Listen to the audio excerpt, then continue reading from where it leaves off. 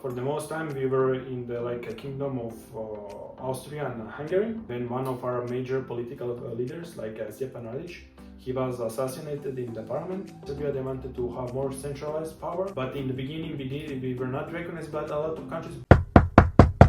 Know Your Neighbors, a podcast by Maldo and Giulio. Hello! Welcome to Know Your Neighbors, episode 15. Now there's no doubt. You are good. At this point, we are good. So, well, today we're here with Philip. Thanks a lot for being here with us. Thank you for inviting me. Yeah, thank you for coming. It's a huge pleasure. And well, tell us which country we're going to talk about today. Today we are going to talk about Croatia. Yeah. Amazing country. Yeah. Seaside that comes to mind, Cevapcici. Yes. That's actually Lena. But we're going to know more about history as of today. So Indeed. Well, first of all, start with the cheers. cheers. We also skål. Close. Cheers. Cheers, guys. It's actually quite easy to find beers, Croatian beers in Luxembourg, which is surprising. It's not the case for all Balkan beers. We also have this one. So you have Karlovačko. Karlovačko, yes. Karlovačko. Karlovačko. Which one is your favorite then between the two? So I would say, I don't know, maybe Ožujsko. I would say this one is the most popular. They have the best also commercials in TVs. And also during tourist season, it's most popular by people. And you could find it in every store. So it's very, Cool. Okay, nice. It's good. I can tell. Recommend. Yes, exactly. Luxembourg. The Mau or Estrella Galicia. Love it.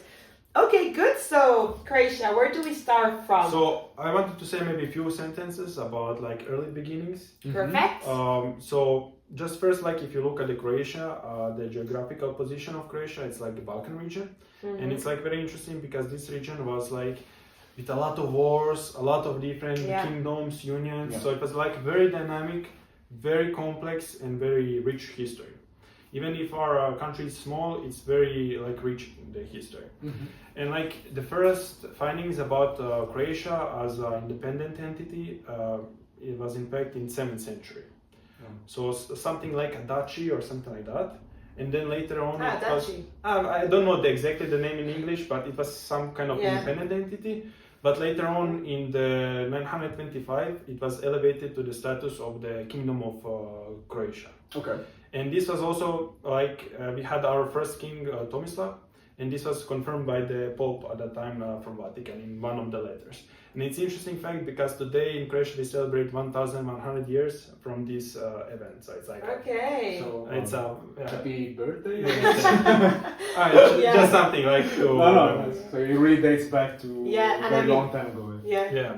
And super. So from this from this period until the First World War, we were in a lot of different unions, a lot of different kingdoms and everything. But for the most time we were in the a kingdom of Austria and Hungary. And in the beginning this was something to get some kind of protection from the Ottomans, and they provide us with certain independence, but very small, such as we could have some kind of main person in our country. We had some kind of political institutions, but this independence was not very good for us. It was just very small. A majority of the political decisions, they were made in Hungary, basically. Okay. And one of the main issues was the politics from the Hungary. They wanted to suppress Croatian culture, language, and need for bigger and bigger independence. Yeah. In most cases, with smaller. Yeah, in most countries also within of the region, it has been actually the case. To make links also with other countries, other episodes, I think we heard the same for Slovakia, which was also under Hungary, and actually Slovenia and Czechia were under Austria, so kind of the same. So it's a pattern, let's say. Yeah, it's always the smaller country, after some time gets less and less independence.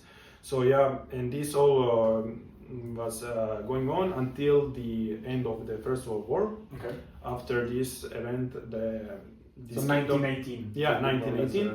So after this event, this kingdom fell apart. And also around that time, you had other Slavic countries such as Slovenia, Serbia. They also wanted to have greater independence.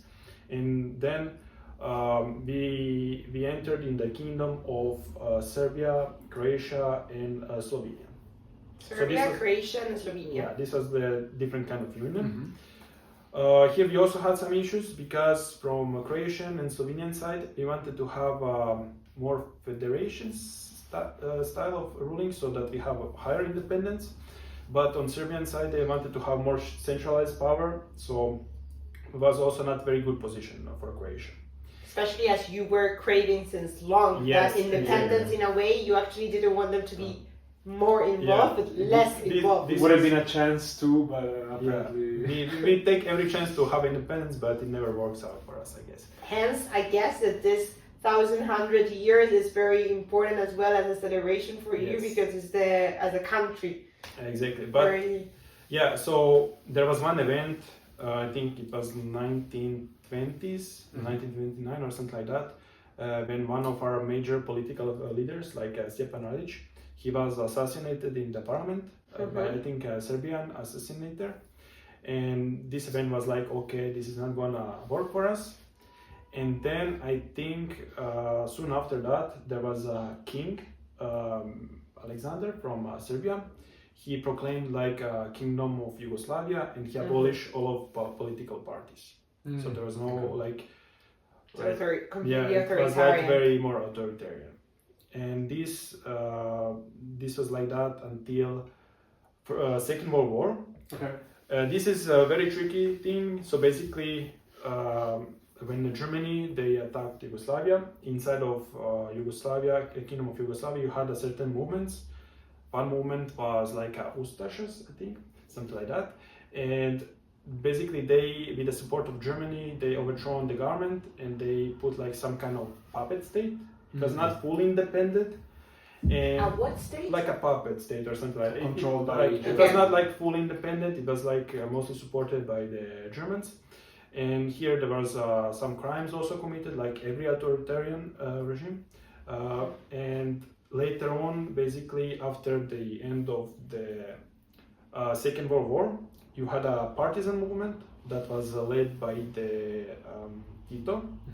And basically what they did, they overthrown this state, and the hub, and then they introduced this new state of Socialist Federation Yugoslav Republic, I think, or something like that. And this state was basically including Croatia, Slovenia, Serbia, Macedonia, Bosnia, and Montenegro. So it was like 6 states. And here the main idea was like to have all Slavic countries under one state and to like federal state. Yes.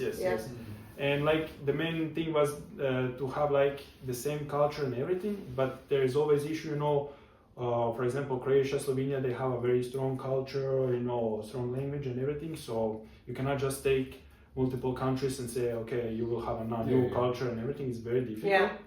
Just like in the Austro-Hungarian Empire, at the end of the day, one culture, language wants to impose themselves. It's very difficult to do something like that.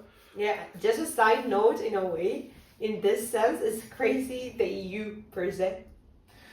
Yeah, I mean, but of because course it's not a federation. Exactly, like it's a different shape of unification and different type, but it's considering how it used to be and seeing history of all different countries and how they were trying to actually get together but not really managing and having so many conflicts. Yes. I think it's crazy having achieved this quite peaceful unity and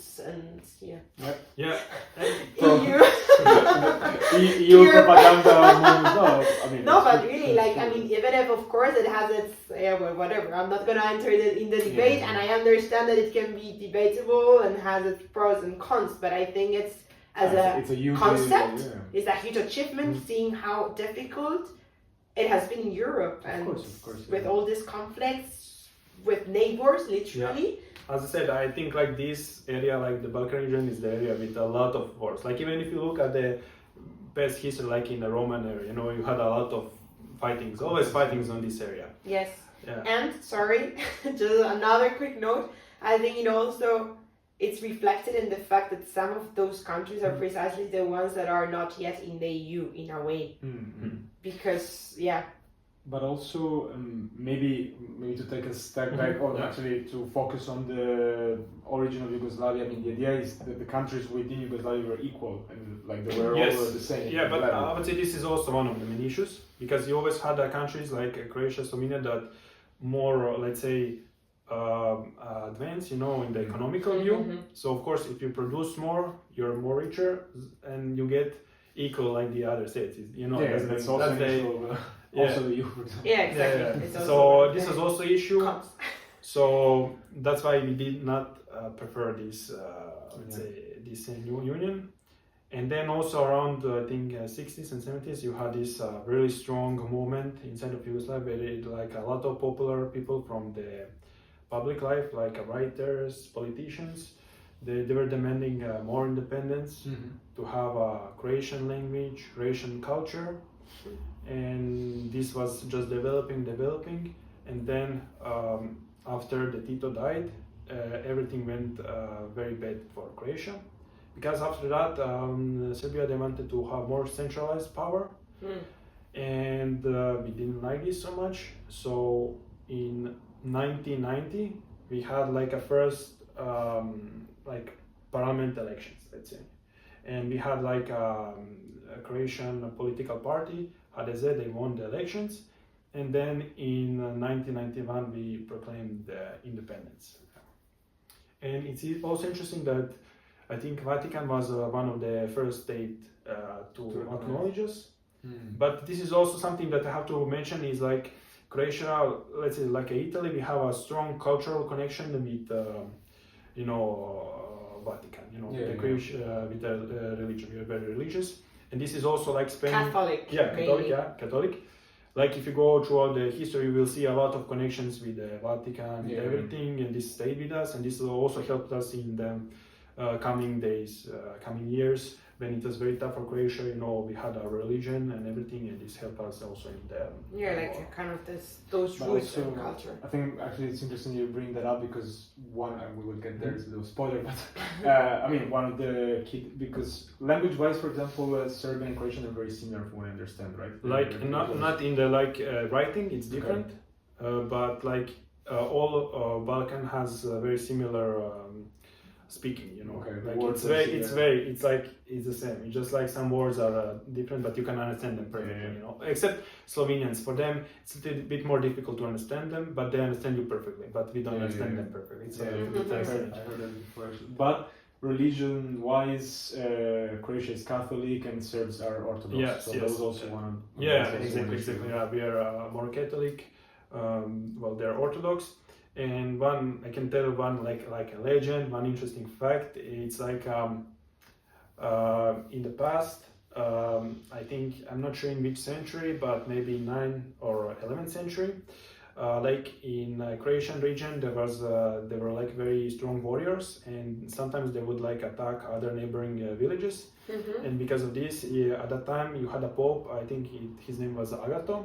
He said to Croatians, if you stop attacking neighboring villages, he will assign a contract directly with the god, and then he will provide us protection, so that every army who attacks us, they will be defeated. So if we are defenders, we will always defend ourselves. And you can see this throughout the history. We sustain ourselves, even if we are a very small country, but it's like a legend, of course. We survived all these years, even when the stronger armies attacked us, we defended. And that's why also you have this very strong religion also during the war. So you link this in a way, survival, a lot with faith.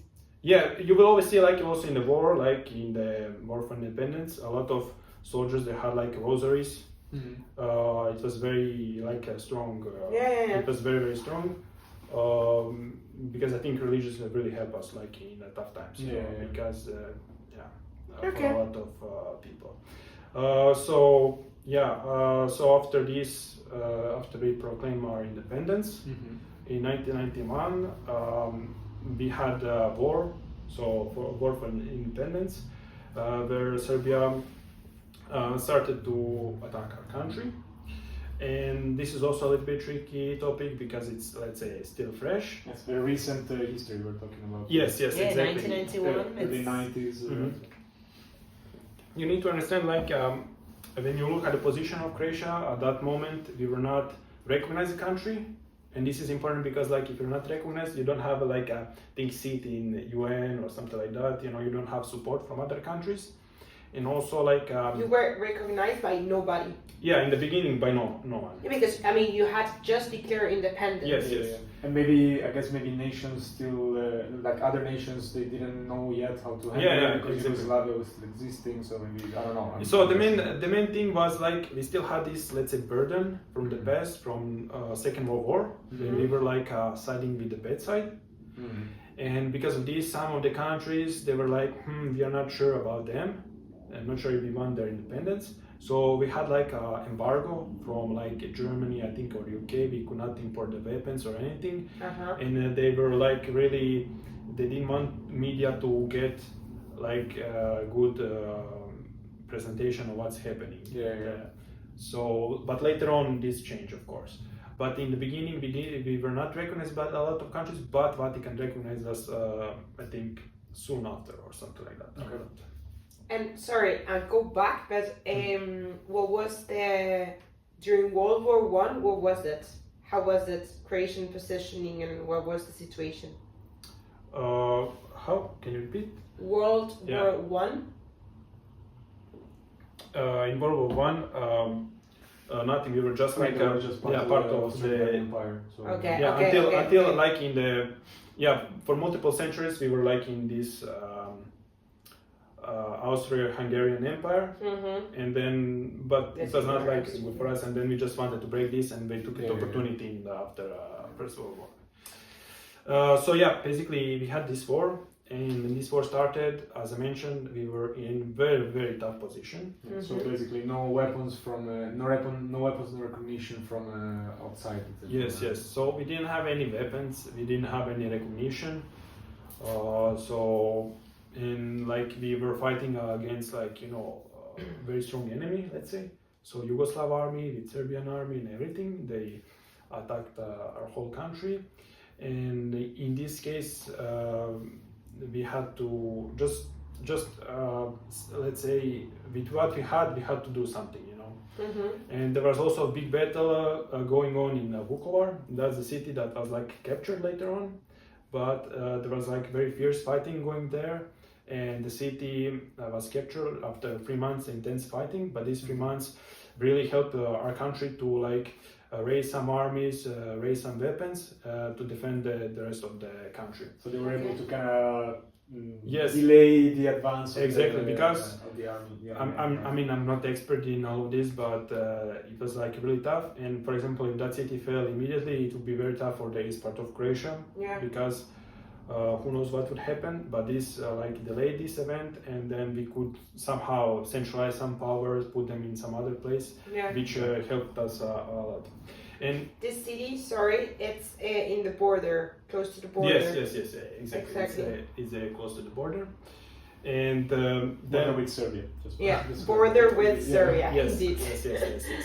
And so, as I mentioned, first 2 years were very tough. We were losing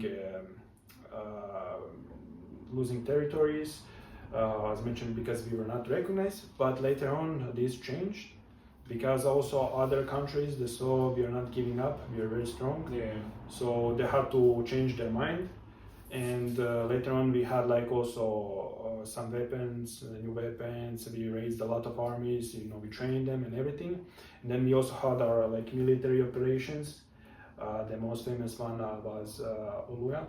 So with this military operation, we freed 1/3 of territory in 3 days. It was a very big thing for Croatia. And this, after this, everyone saw, okay, these guys are not giving up. They will, try to win this for this independence. But the interesting thing is, in the beginning, we didn't have anyone, no allies, nothing. We were completely. Because you were not recognized. You were really alone. We were completely alone. That's why I mentioned we have a lot of this connection with religion and everything, because you have to understand. Imagine you're like a soldier, and you know that you're fighting against much stronger enemy. The only thing that you have is your faith, you know. And this and also when I was watching a lot of podcasts about the 84 because I was interested, a lot of them mentioned this connection with God, the rosary. But then maybe I don't know if you know, but for curiosity, when you started getting support from other countries, who were the main supporters? Was it like the, I guess, Western country? Was the US as well supporting you? So I'm not like 100% sure. I know that some of the support, like in terms of training, something like that, I think it came from like USA to train the troops or something like that.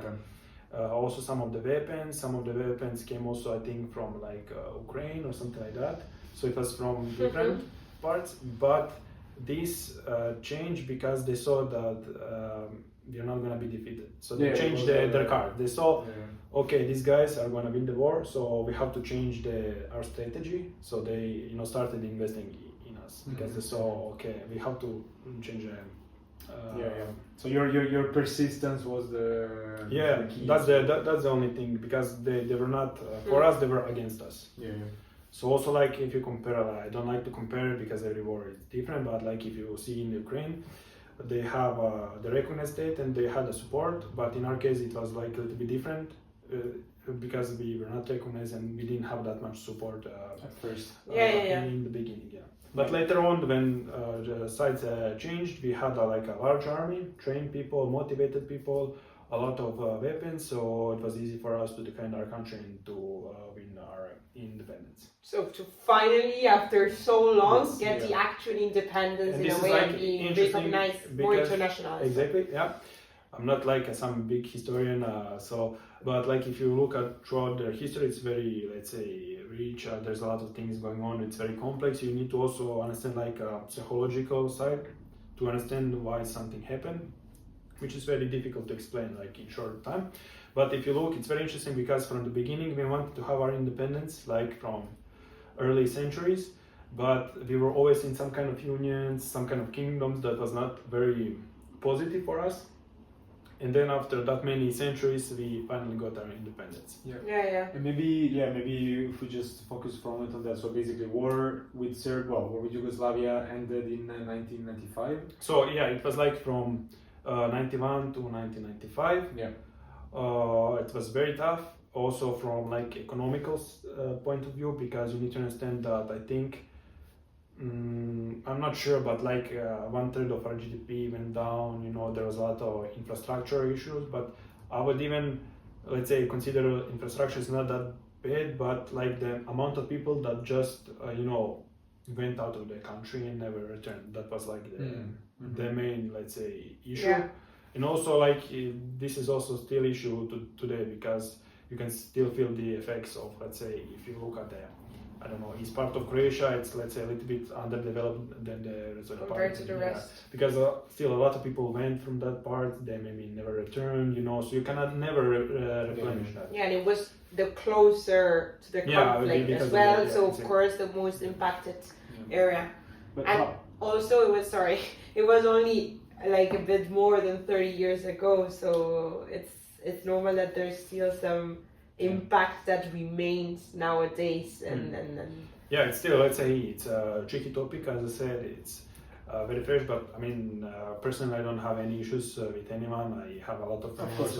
It's like we are young, we don't have it's more like on a political side, so like between like I don't know politics between Croatia and Serbia, they always have some issues, but like normal people who were not impacted in the war, they don't have any. I go to Serbia, I have a lot of friends there, so we are very nice to each other. I think both of our nations, they're very nice people. It's just that because of this one event that was very bad for both sides, I think, for attacking side and defending sides, we have some tensions, But I would say this tension is more like political tensions than the real tensions, because both nations are really nice people, really nice people.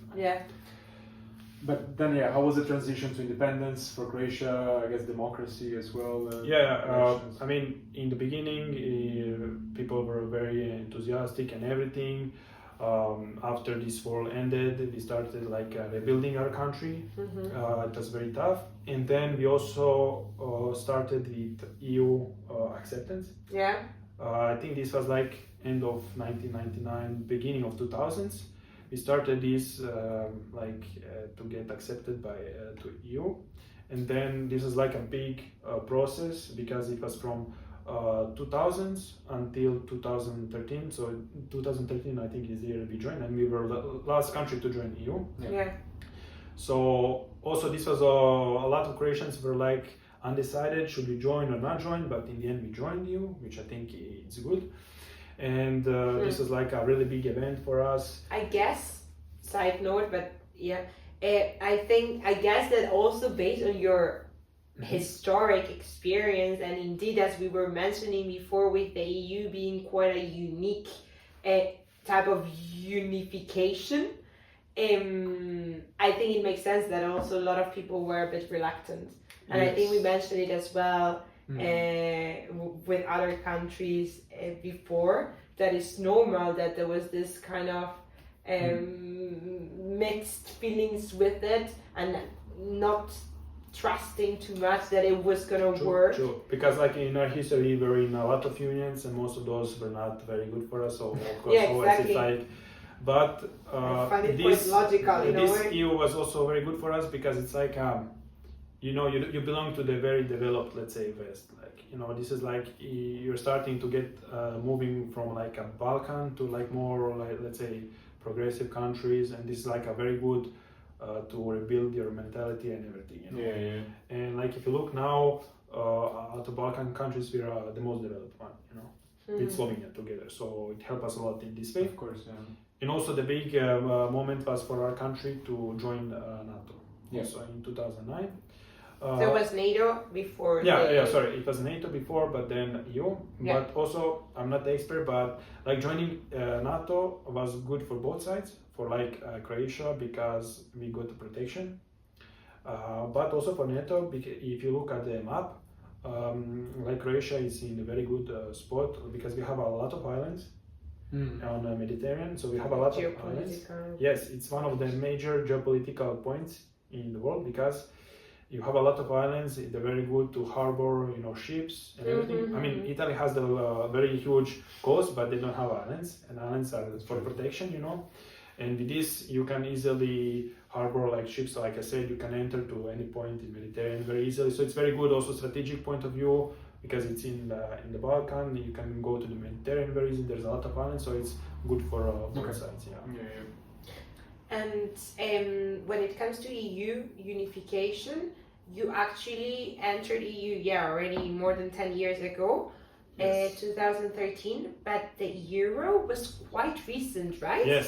Very recent. This is we entered Schengen and euro, I think, in the same year. I think it was like 2 years ago. Something like that. Yeah. I recall I was already living here in Luxembourg. Yes. I got to know here some Croatian friends. To be honest, I was not like very optimistic for euro because it was like in the bad moment. I mean, you will never find a good moment to introduce something like that. But it was in the time of COVID, when the inflation was high, So you had a lot of this kind of feeling in Croatia that if you introduce euro in the height of inflation, that this will even intensify the inflation, which I think it happened 100% sure, Because, for example, before I paid like €7 for a haircut, and now in Croatia it's like €12 or something like that. It increased a lot, so you cannot say it didn't increase. You can feel it, you can feel it. Yeah. But also, I don't know, I just like to have different currency than euro. I just like, It's cool. Yeah, it's nice. Just as I'm inside, but outside, I don't mind this, but like if you look at our economy, it was like very connected with euro. It was like if you go to see the price of real estates in Croatia, they would be in euro, not in kuna. So it would be like 150,000 euros. Yes. So everything was already in euros. It's just that we had this, like, let's say, like our currency, which was, I think, very nice.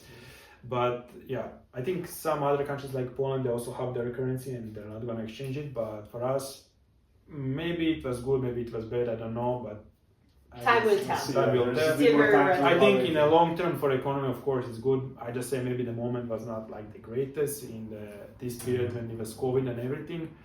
But here we are here now, so let's see what the future will hold for us. Good.